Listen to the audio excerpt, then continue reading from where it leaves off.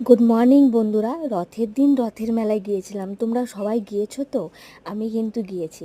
আর আমাদের এখানে ছোটোখাটো একটা মেলা হয়, আমাদের এখানে বড় মেলাও হয়, কিন্তু আমরা কাছে পিঠেই ছোটোখাটো একটা মেলাতে গিয়েছিলাম। আর সেখানে দেখো ছোট একটা রথ খুব সুন্দরভাবে সাজানো হয়েছে।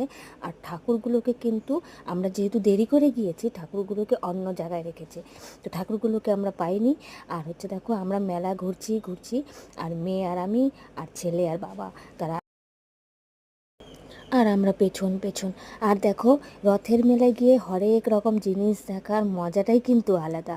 আর এখানে কত রকমের নাগরদোলনা। আর দেখো এখানে দেখো ছেলে, দেখো জাম্পিং খেলছে, সেই মজা করছে আর খুব জেদ করছিল। ছোটোবেলায় খুব খেলতো, এখন বড় হয়ে গেছে, তবুও তার ইচ্ছাটা কিন্তু মেটেনি, এখনও সে খেলতে চায় এগুলো। আর ওর মজা দেখে আমারও খুব ভালো লাগছে। তো দেখো একটা মেয়ে পাখা কিনে নিল, খুব কিন্তু ভালোই লাগছে, গরমের মধ্যে ঠান্ডা ঠান্ডা হাওয়া খেতে পারছি। আর ভীষণ ভালো নাগরদোলনা। দেখো আগে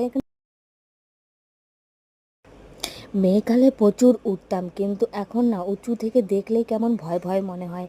আর দেখো এটা আমি কোনো দিন খাইনি, তোমরা যদি খেয়ে থাকো প্লিজ কমেন্টে জানিও। কিন্তু এটা হচ্ছে আলু রিঙ্কলস।